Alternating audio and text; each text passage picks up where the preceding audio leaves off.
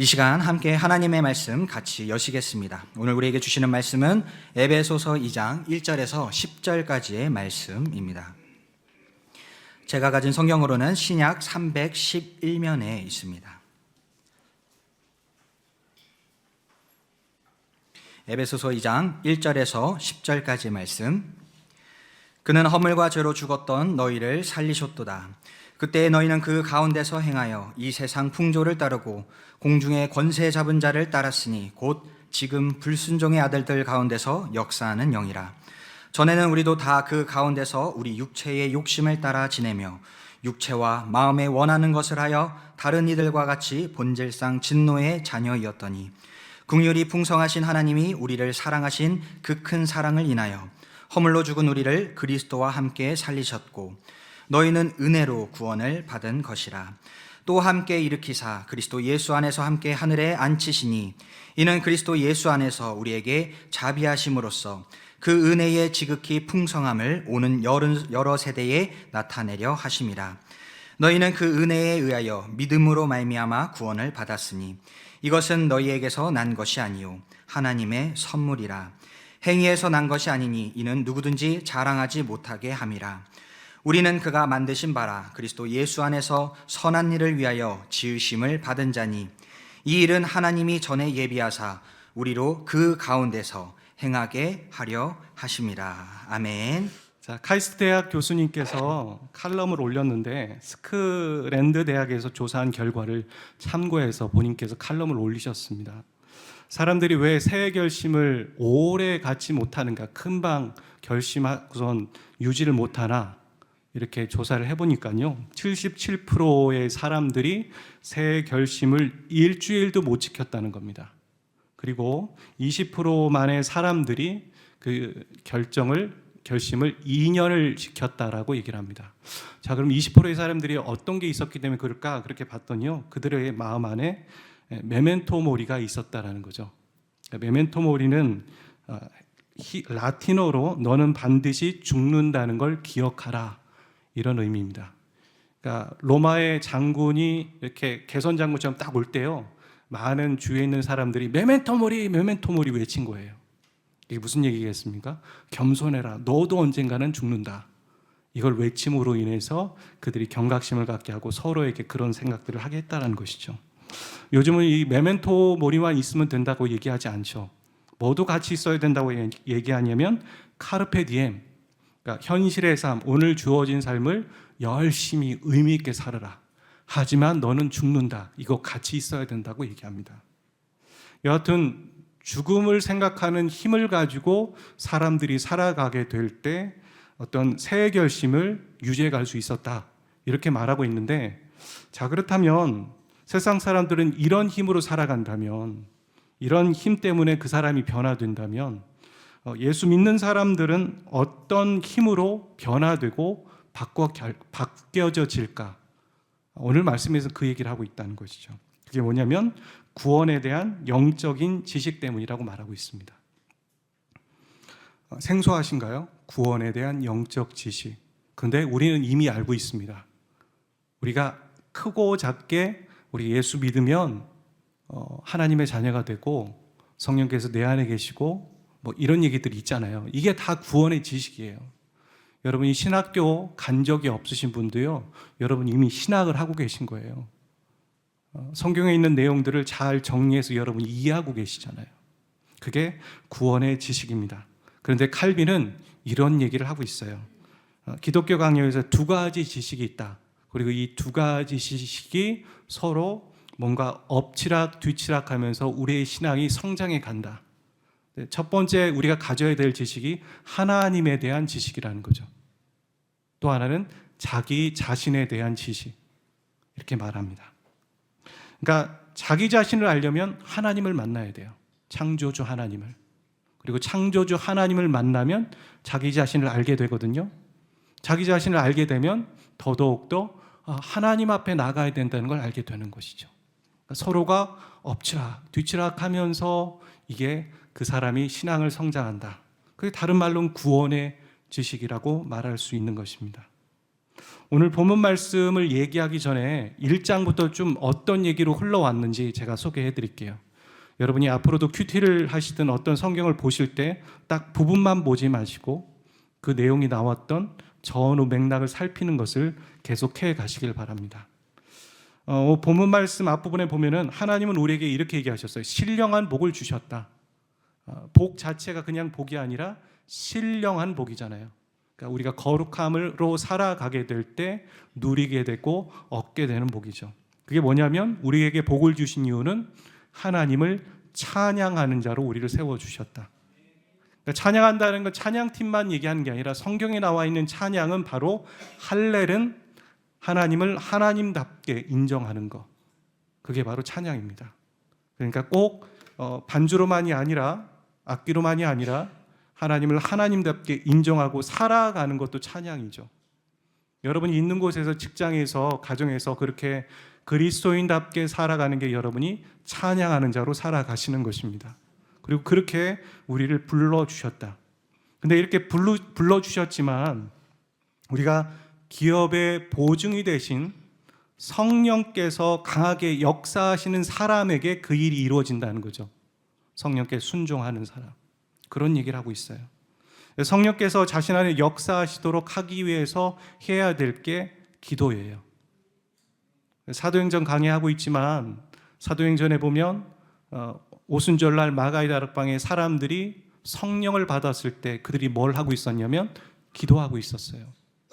사도 바울이 아시아로 가려고 했는데 마게도냐 유럽으로 가야 된다라는 부르심을 받았을 때 그는 뭐 했겠습니까? 기도했겠죠. 이게 하나님의 뜻인가? 한참 고민했거든요. 한참 여기 갔다 저기 갔다 했는데 안 되니까 그제서야 이게 하나님의 뜻인 것을 알고 그들이 유럽으로 갔다. 첫 관문 도시인 빌립보를 간 것이죠. 이런 거 좀 기도하는 사람 되시길 바랍니다. 금요 기도에 나오셔서 기도하십시오. 여러분 아파트에서 소리내어 기도하기 어려워요. 우리가 조용히 기도하기도 하고 소리내어 기도하기도 하고 전천후가 되셔야 해요. 소리내서 기도한 사람은 조용히 기도 못한다? 그럴 수도 없잖아요. 전천후가 되셔야 한다고요. 그런데 아파트에서 소리내어 기도할 수 없어요. 여기 나와서 기도하셔야 돼요. 여러분이 영적인 호흡을 하셔야 여러분의 가정에 있는 예수 안 믿는 사람들이 주께로 돌아올 수 있는 계기가 생기는 겁니다. 고린도 전서에 보면 그런 얘기를 하잖아요. 예수 안 믿는 사람, 배우자가 있다면 이혼하지 마라. 예수 믿는 배우자의 그 빛을 통하여서 예수 믿지 않는 자가 돌아올 것이다. 그 빛이 주님의 빛이죠. 우리는 반사체이지 발광체가 아닙니다. 태양이 아니라고요. 태양의 빛을 받은 달처럼 비춰주는 거예요. 여러분 이 시간 가운데 하나님의 말씀의 빛을 받고 그것을 비춰가는 것이죠. 그래서 첫 번째는 기도하는 사람이 되셔야 하고 두 번째는 말을 조심하라. 좀 의외이지만 성령의 사람, 성령과 말은 연결되어 있어요. 그래서 말 조심하셔야 돼요. 특히 가장 가까이에 있는 사람들끼리, 부부끼리, 또 자녀와 부모끼리 말 조심하십시오. 그래서 지구촌교회 이동원 목사님은 그런 얘기를 하잖아요. 참을 인자 3개, 그러면 살인을 면한다 그러는 것처럼 화가 날 때는 숨을 내셔라. 에휴 저놈, 에휴 이렇게 하면서 숨을 3번 내쉬면 가라앉게 된다 이런 얘기를 하는데 그거 임상적으로 많이 검증이 된 겁니다. 참으십시오. 그리고 말을 조심하십시오. 그런 얘기를 하면서 바울은 에베소 교인들을 향하여서 갑자기 중보기도를 합니다. 우리가 잘 알고 있는 말씀일 것 같은데요. 부르심의 소망이 무엇인지 알게 하시고 성도의 기업의 영광의 풍성함이 무엇인지 알게 하시고 하나님의 능력의 크심이 어떠한 것인지 알게 하시기를 원한다. 이 기도는 예수 안 믿는 사람이 아니라 예수를 믿고 있는 교회에게 하고 있어요. 이게 무슨 내용이겠습니까? 그들 안에 구원의 영적인 지식이 더 알아지고 더 깊어지기를 원한다. 그 기도를 하고 있다는 거죠. 그런 연장선 안에서 오늘의 본문 말씀이 있는 겁니다. 여러분 고장난 자동차는 차주가 자동차를 자세히 알지 못해도 정비기사에 맡기면 돼요. 하지만 우리의 구원은 우리가 구원의 영적 지식을 바로 알아야지만 그 구원을 누릴 수 있고 또한 그것을 적용해 살아갈 수 있는 것이죠. 예를 들어 그걸 알지 못한다면 마치 이런 거죠. 교회를 열심히 다녔다고 하는데 그 사람 안에 아무런 은혜의 체험이 없고 영적인 변화들이 없어요. 그 사람 안에 구원의 영적 지식이 부족하기 때문인 것입니다. 오늘 본문에서는 3대 3으로 바울이 얘기를 하고 있어요. 3vs 3. 그러니까 구원받기 전 우리의 모습 3가지를 얘기하고 구원받은 이후 변화된 우리의 모습 3가지를 말하고 있습니다. 먼저 구원받기 전 우리의 모습을 이렇게 말하고 있어요. 세상 풍조를 따르고 육체의 욕심과 육체의 마음이 원하는 것을 했고 공중 권세 잡은 자를 따랐다. 여기 보면 세상 풍조를 따르는 것, 여러분 나쁜 건가요? 여러분 유행을 따라하기 위해서 우리는 시간을 냅니다. 그리고 그거에 부러워하고 어떤 때는 열등감도 느끼고 또 하나님의 말씀을 보아야 되는 그 시간을 내어서 우선순위로 거기를 가고요. 그리고 돈을 써야 되기 때문에 돈을 지출하기 위해 과도한 욕심을 부릴 때도 있어요. 지금 우리 안에 벌어지는 일일지도 몰라요. 그래서 구입한 자동차, 백, 전자기기 혹은 집, 통장의 잔고. 여러분 어떻습니까? 만족이 되시던가요? 락펠러가 했던 유명한 말이 있죠. 어떤 기자가 락펠러에게 와서 선생님 얼마나 많이 가져야지만 사람은 만족할 수 있을까요? 우리로 따지면 10억 가질 수 있으면 만족할 수 있을까요? 100억일까요? 1000억일까요? 락펠러가 기자에게 하는 말이 사람은 좀 더 가져야 합니다. 그러니까 만족할 줄 모른다는 거죠. 여러분 이미 경험하셨잖아요. 세상 풍조를 따라가다 보면 우리에게 얻게 되는 감정이 뭐냐면 공허함입니다. 여러분 지금 그런 거에 욕심을 내셨다면 더 이상 나가지 마세요. 원금 찾으려고 또 어디서 대출 받아서 그거 해결하려고 하지 마시라고요. 멈추셔야 됩니다. 멈추셔야 됩니다. 이 모든 것이 아무것도 아닌 게 아니라 성경 말씀에는 뭐라고 하냐면 불순종 아들들 가운데 역사하는 영이라 영적인 문제다. 영적인 미혹과 공격이다라고 얘기하고 있다는 거예요.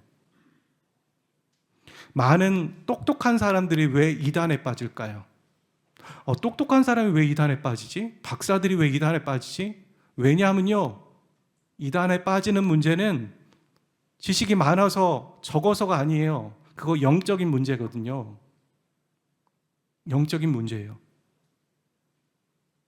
그 원불교 신자들이 이단에 많이 빠진다는 거죠. 우리가 얘기하는 원불교 말고요, 원망하고 불평하는 신자들. 정말 놀랍게도 그런 사람들에게 이단이 접근해서 이렇게 마음을 동요시키고 넘어간다는 거예요. 영적으로 깨어 있으셔야 되는 거죠. 여러 가지 봤을 때.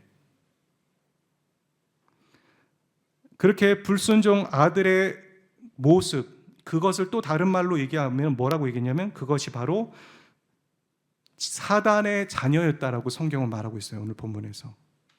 본질상 진노의 자녀, 사단의 자녀였다. 그러니까 예수 믿기 전에 우리의 모습은 사단의 자식이었습니다. 한번 같이 따라해 볼까요? 나는 예전에 사단의 자식이었다. 지금은 하나님의 자녀이다. 지금은 하나님의 자녀이다. 아멘. 예수 믿지 않는 사람들을 여러분이 보실 때 그 외모와 어떤 사회적인 위치를 보는 것이 아니라 영적으로 보는 눈이 열리기를 위해 기도하십시오. 어떤 사람이 어떤 성도가 나에게 와서 기도 제목을 얘기하고 하소연을 할 때 그 표면적인 거 말고 그 내면적인 하나님의 니즈와 하나님이 원하시는 기도 제목이 무엇인지 간파할 수 있게 해달라고 기도하십시오. 성경의 사람들을 보면 사회적인 것들을 바라볼 수 있는 눈이 있었지만 영적인 눈도 함께 있었어요. 오늘날 우리는 사회적이고 현실적인 것을 바라볼 수 있는 눈은 잘 트여 있어요. 하지만 그 영적인 눈이 없기 때문에 균형을 잃는 거죠. 그런데 이렇게 사단의 자녀였던 사람들이 바로 4절에서 분위기가 확 바뀝니다. 뭐라고 얘기했냐면 긍휼이 풍성하신 하나님이 우리를 사랑하신 그 사랑으로 인하여서. 여러분 성경에서 그러니까 1, 2, 3절을 묶어 놓으시고 그 다음에 4절을 따로 묶으시고 그 다음에 5, 6절을 따로 묶어 놓으시면 좋겠죠. 구분해 놓으면은 나중에 성경 볼 때 그렇지 이런 맥락이구나 하는 걸 알 수 있게 됩니다. 큐티 하실 때도 그렇게 하셔야 돼요. 그런데 원어에는 이 the라는 단어가 있어요. 그리고 영어 번역에서도 번역이 됐어요. 근데 한글 성경에서는 번역이 안 됐는데 그 단어가 그러나입니다. 아까 그 부분 한번 다시 보고서 따라서 같이 읽어볼까요? 시작. 그러나 긍휼이 풍성하신 하나님이 우리를 사랑하신 그 큰 사랑으로 인하여서, 그 사랑으로 인하여서,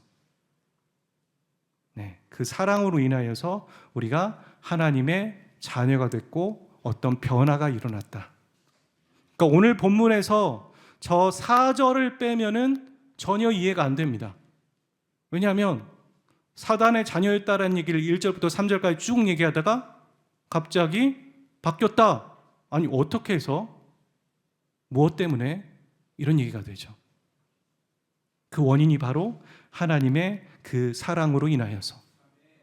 그러니까 우리 인생에도 4절이 빠지면 모순된 인생이 우리의 인생입니다.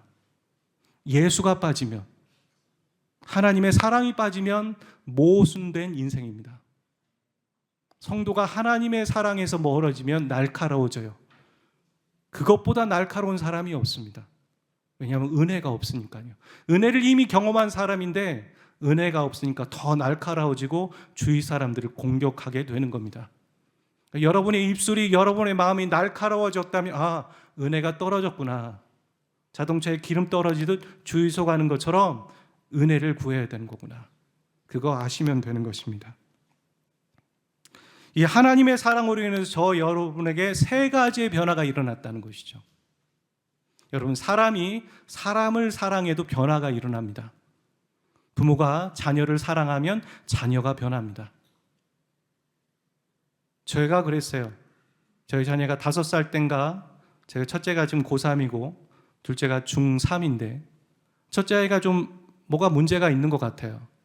그래서 미술 추리를 맡겼더니만 미술 추리하는 선생님께서 하시는 말이 아이에게는 전혀 문제가 없습니다. 부모에게 문제가 있습니다. 그때 저 놀랐어요. 저는 그냥 잘 하고 있는 줄 알았거든요. 충격받고 저를 바꿨습니다. 그리고 그 아이가 금방 바뀌더라고요. 사랑으로 대하니까. 사랑이 사람을 바꾸는 겁니다. 여러분의 자녀에게 잔소리를 한다고 바뀌지 않습니다. 그 잔소리의 말도 멈추십시오.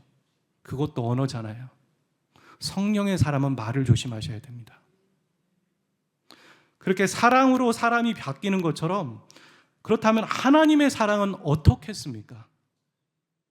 그 하나님의 사랑으로 인해서 사단의 자녀이며 지옥 갈 영혼이 놀라운 변화가 일어났다. 그게 바로 5절, 6절에 있는 이야기 세 가지입니다. 허물로 죽은 우리를 그리스도와 함께 살리셨고, 또한 그리스도와 함께 일으키사 그리스도와 함께 하늘에 앉히셨다. 여러분, 저 질문해 볼게요. 살리셨다, 일으키셨다, 하늘에 앉히셨다. 저 대상이 누구일까요? 우리인가요? 일부 예배 드리셨던 분은 가만히 계시고요. 우리일까요? 아니기 때문에 제가 지금 질문 드리는 겁니다. 얼핏 보면은 살리셨다. 그래, 우리네. 우리인 것 같죠. 근데 일으키는 건 승천이고요. 지금 우리 하늘에 있지 않잖아요.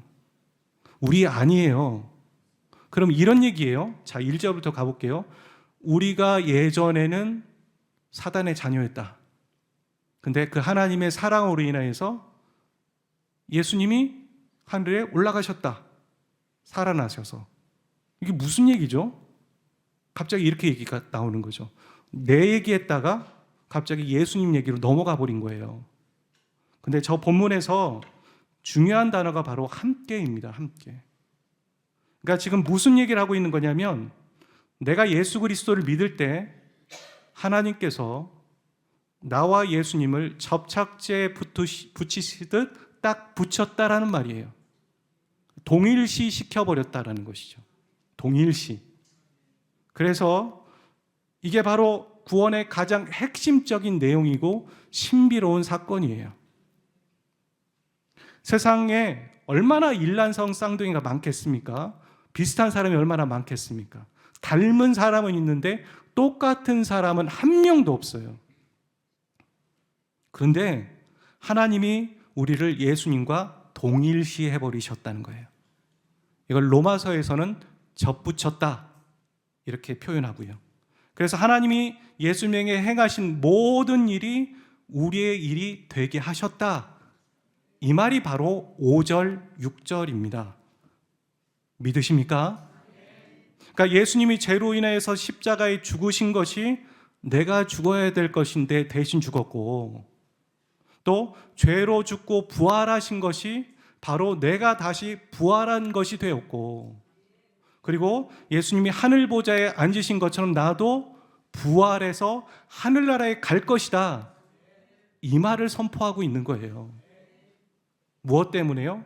하나님의 그 큰 사랑으로 인하여서. 우리는 할 수 없는 일인데.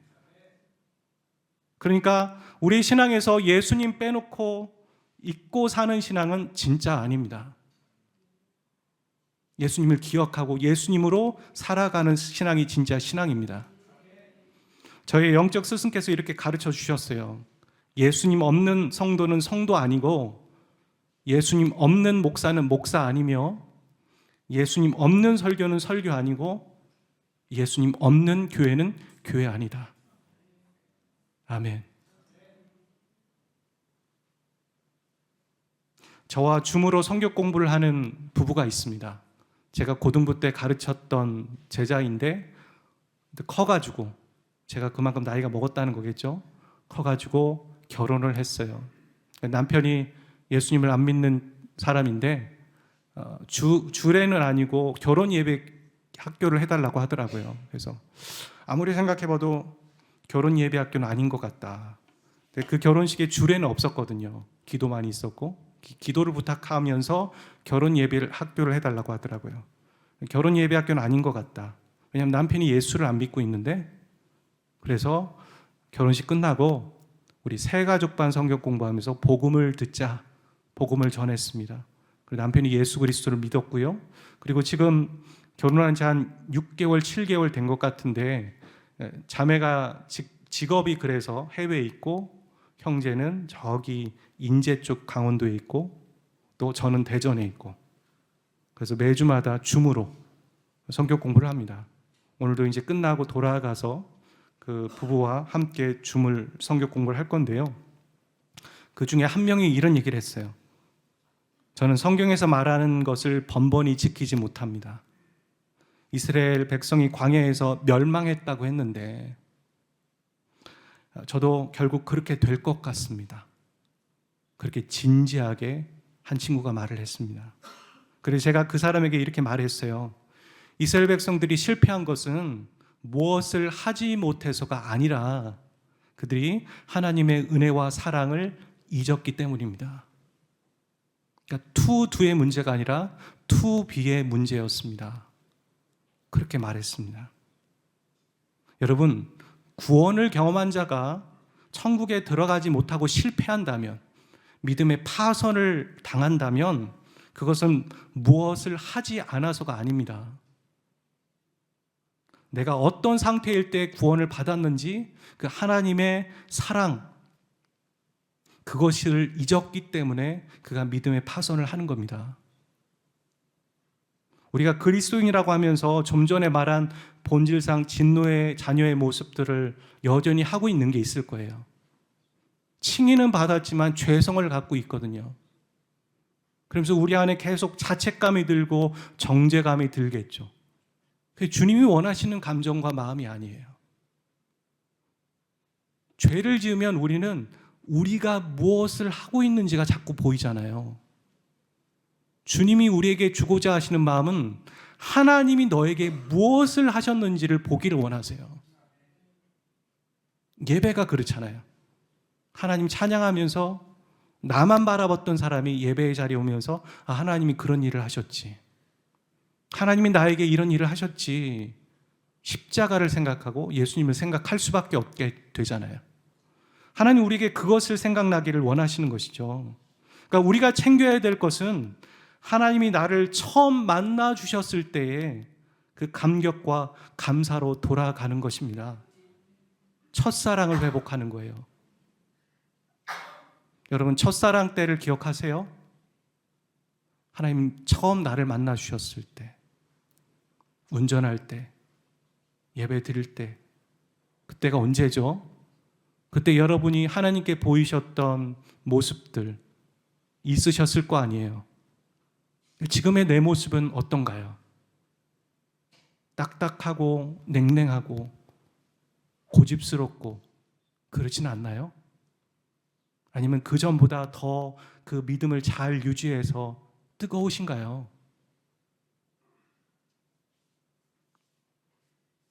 여러분은 지금 하나님이 나를 구원해 주신 것에 대해 감사하고 감격하실 수 있으십니까?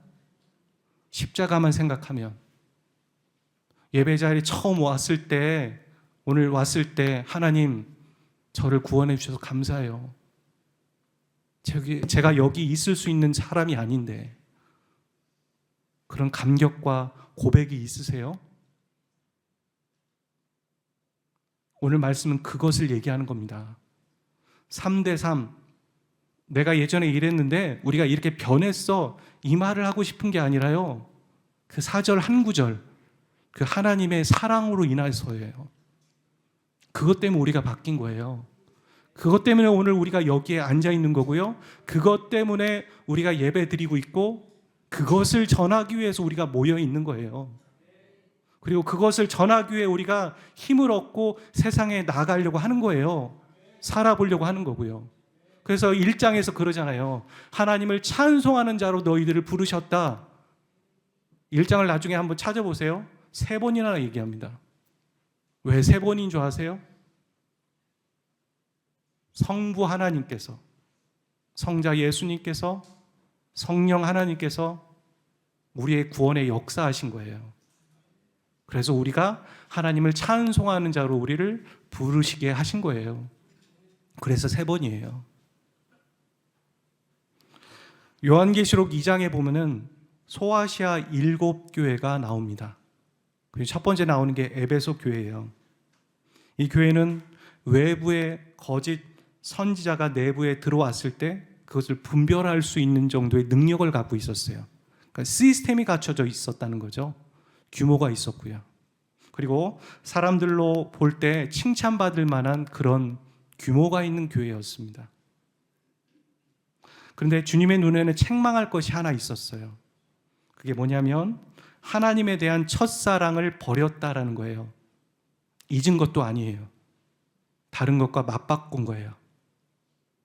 잊었겠죠. 잊고 맞바꿨겠죠. 하지만 더 중요하고 더 사랑하는 게 있는 거예요. 그래서 하나님에 대한 첫사랑을 잊어버린 거예요. 그 첫사랑을 잃어버린 그 교회에게 주님께서 얘기하시는 솔루션이 있어요. 첫 번째, 회개하는 거. 두 번째는 처음 행위로 돌아가는 거. 내가 첫사랑으로 주님과 감격에 젖어 있었을 때 가졌던 행동, 모습, 그때 예배 드렸을 거 아니에요. 그때 뜨겁게 기도하고 몇십 분을 기도해도 부족하다고 느꼈을 거 아니에요. 근데 지금의 내 모습은 어떠냐는 거죠. 저는 말씀을 부탁을 받았을 때 기도하면서 이 메시지를 받았어요.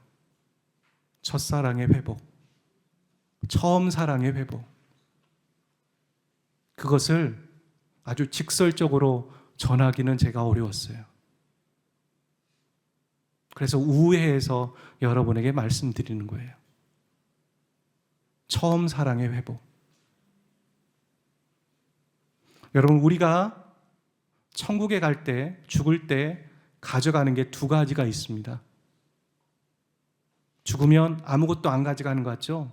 딱 두 가지는 가져갑니다. 저는 그렇게 생각해요. 첫 번째는 믿음을 가져갑니다. 믿음은 유지되잖아요. 그 믿음 때문에 우리가 천국에 가는 거예요. 두 번째, 영혼이 남습니다. 우리가 전도했던 영혼과 함께 갈 수 있거든요. 믿음과 영혼. 여러분, 그 가치 있고 영원한 것에 투자하세요. 아직도 죽어가고 있는 영혼, 오늘 죽으면 지옥 갈 영혼, 안타깝지 않으세요? 망설일 필요가 없죠. 거절감 느껴도 다시 하는 거죠. 내 가족이 죽어가는데 그 영혼 구원을 위해서 기도하시고 복음 전하세요. 그게 찬송하기 위해서 우리를 부르셨다는 거죠. 두 번째는 믿음이에요. 믿음. 하나님께서 우리에게 처음 사랑을 회복하라고 말씀하고 계세요. 그 솔루션은 회개하는 거예요. 여러분, 근데 회개할 때 어떤 부분을 놓고 기도하면 좋을까? 저는 철로역정에 나오는 세 사람을 소개해 보고 싶습니다. 철로역정은 성경 다음으로 사람들에게 가장 많이 팔린 책이라고 해요.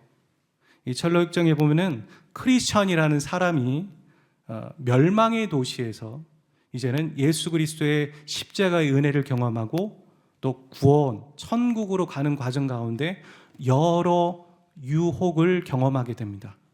그런데 여러 유혹을 경험할 때 그 여러 유혹을 의인화했어요. 여기 중에 여러 유혹들이 있는데 그 중에 하나를 소개해 보려고 해요. 그게 뭐냐면 단순과 나태와 거만이에요. 단순이라는 사람은 어떤 사람이냐면 다르게는 무지라고도 하는데 영적으로 미련한 사람이에요. 하나님이 지금 우리에게 말씀하시는데 그게 하나님의 말씀인지 아닌지 몰라요. 내가 지금 어떤 상황이고 하나님이 나에게 무엇을 요구하시는지 그것도 몰라요. 무감각하다는 거죠. 무감각해도 돼. 굳이 영적일 필요가 있어? 이런 유혹들이 우리에게 있을 수 있어요. 두 번째, 나태입니다. 좀 더 자자, 좀 더 쉬자. 오늘 장마철이잖아. 예배 안 가.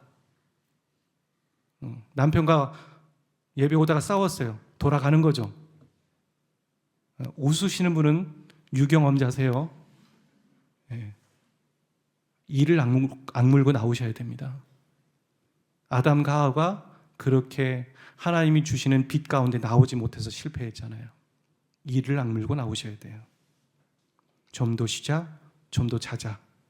피곤하니까 오늘 금요 예배는 제끼자. 그런 거예요. 세 번째는 거만입니다. 배우려 하지 않는 것. 참견하지 말고 갈 길 가라고, 내가 알아서 할 테니까. 그렇게 얘기하는 거. 이 세 가지의 미혹이 크리스찬에게 있었다는 거예요. 오늘 우리에게도 그런 것이 없을까요? 단순, 나태, 거만. 무엇을 놓고 회개하시겠습니까? 제가 첫사랑을 잃어버렸습니다가 아니라 그 첫사랑을 잃어버리게 한 게 뭘까요? 그게 뭘까요? 그걸 놓고 회개하셔야 되는 거예요. 그 중에 저는 여러분에게 단순, 나태와 거만을 소개해 드리는 겁니다. 사랑하는 원흥 성광교회 예배자 여러분, 첫사랑을 회복하는 우리 모두가 되시기를 주의 이름으로 축복합니다. 시간 찬양하도록 하겠습니다.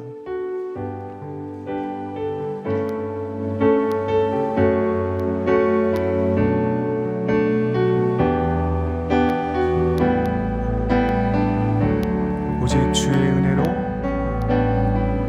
오직 주의 은혜로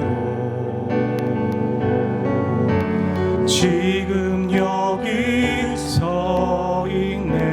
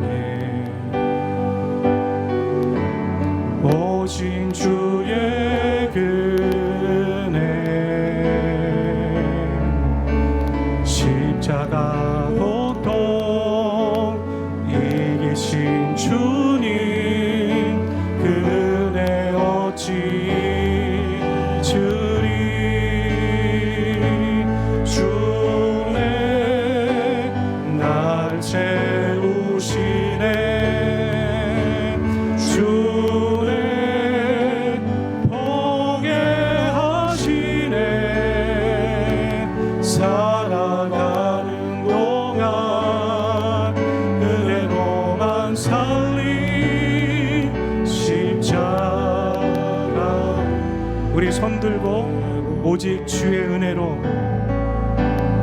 오직 주의 은혜. 지금 여기 서 있네. 지금 여기 서 있네. 한없는 경배, 한없는 경배, 한없는 찬양, 내 영혼 예배들. 우리 가사를 아시는 분은 눈을 감고 예배합시다. 나를 위해 이 땅에 오신 주의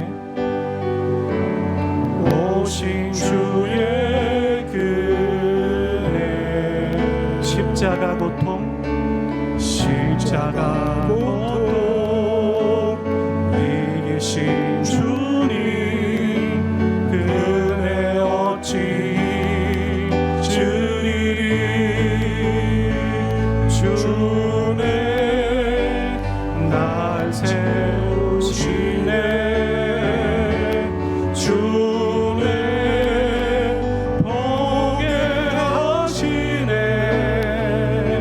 살아가는 동안 은혜로만 살리. 십자가 은혜로 주네, 주네 날 세우시네. 주네 보게 하시네.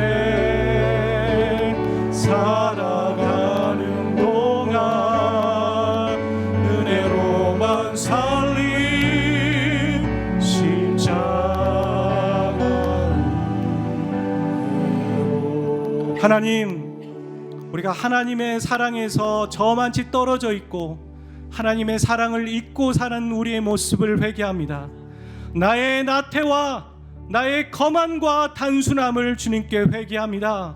주님의 첫사랑을 회복하기를 원하나이다. 나의 죄를 회개합니다. 처음 행위로 돌아가기를 원합니다. 주님, 우리를 새롭게 하여 주십시오. 이 공동체를 더욱더 새롭게 하여 주십시오. 주여, 한 번 외치고 뜨겁게 기도하기를 원합니다. 주여, 아버지 하나님, 아버지 주님, 주님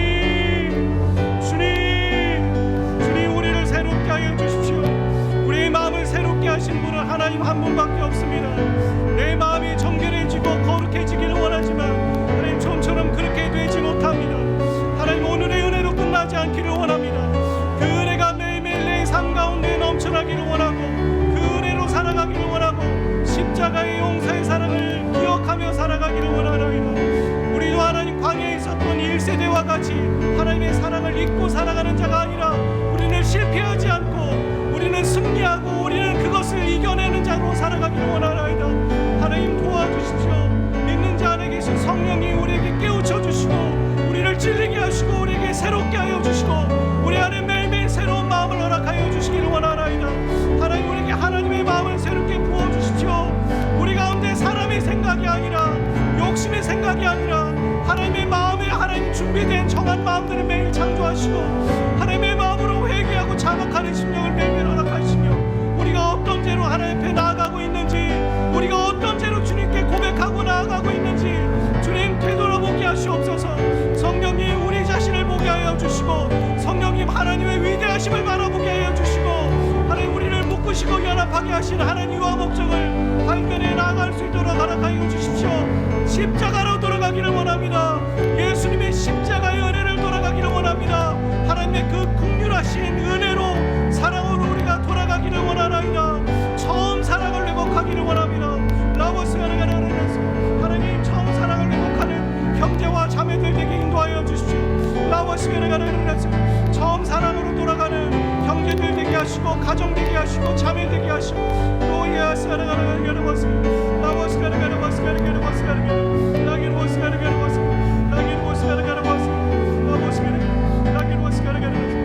주의 날 세우네. 주의 날 세우시네.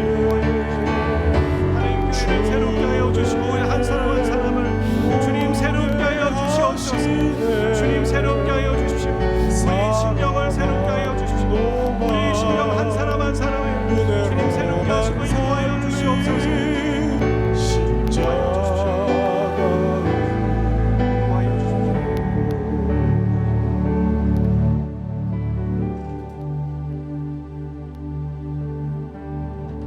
여러분을 콜링하기를 원합니다. 이 말씀 주제와 말씀의 내용 안에서 하나님이 저에게 주신 그 처음 사랑을 저는 잊었습니다. 하지만 말씀을 들으니 제가 그 처음 사랑을 다시 회복해야 되고, 단순 나태와 거만뿐만 아니라 내 안에 있는 죄를 회개하고 그렇게 일주일을 살아가기를 원합니다. 하나님, 제가 하려고 했지만 잘 안 됩니다. 그래서 하나님의 도우심이 간절히 필요합니다. 그러시는 분 있다면 제가 여러분을 위해 기도하기를 원하니 가슴에 손을 얹어 주십시오. 옆에 눈치 보지 마세요. 하나님 앞에서 하는 겁니다. 창피해하지 마세요. 평생에 오늘의 이 시간은 또 오지 못합니다. 한 번만 더 콜링합니다. 여러분 마음 안에 그렇게 이 말씀의 결단과 처음 사랑을 회복하기 원하는 형제와 자매들이 있다면 가슴에 손을 얹으십시오. 사랑하는 하나님, 하나님의 말씀 앞에 사랑하는 형제와 자매들이 가슴에 손을 얹고 우리가 처음 사랑을 회복해야 된다라고 고백합니다. 하지만 우리가 안 되었던 것입니다. 우리의 의와 우리의 노력과 우리의 깜냥으로 안 되는 것이 이건 것 같습니다. 회개하고 싶어도 어떤 죄를 가지고 회개해야 되는지도 모르고 눈물을 흘리고 싶지만 이제는 눈물이 말라버린 상태입니다. 주님, 더는 늦지 않았죠? 하나님 말씀하셨으니까요. 주님, 회복하기를 원합니다. 하나님, 이번 일주일을 특별한 날로 정하여서 하나님, 제가 주님 앞에 더 나가겠습니다. 기도하겠습니다. 죄에서 멀어지겠습니다. 말을 조심하겠습니다. 기도의 제단을 쌓겠습니다. 자녀에게 잔소리하지 않고 사랑으로 대하겠습니다. 주님, 저를 새롭게 해주십시오. 육체의 할례가 아니라 마음의 할례를 받기를 원하오니 저의 심령을 새롭게 해주십시오.